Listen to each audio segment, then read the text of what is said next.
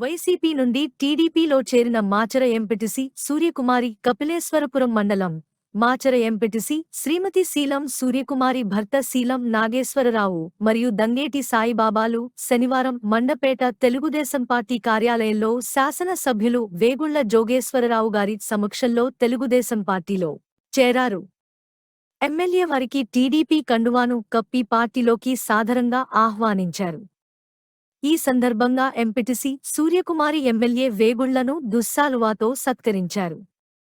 ఈ కార్యక్రమంలో మాజీ జిల్లా గ్రంథాలయ సంస్థ చైర్మన్ నల్లమిల్లి వీర్రెడ్డి, గుడాల జయబాబు, జుత్తుగా శ్రీనివాస్, మట్టా వెంకట్రావు, గుత్తుల శ్రీను, బడుగు నల్లయ్య, బడుగు కాటంరాజు, మట్టపర్తి శ్రీరామమూర్తి, పువ్వల చిట్టిబాబు, పుత్సల శ్రీనివాస్, అల్లూరి రామకృష్ణ చౌదరి, వాకతిప్ప ఎంపీటీసీ కుంచే ప్రసన్న కుమార్, శాఖా శ్రీను తదితరులు పాల్గొన్నారు.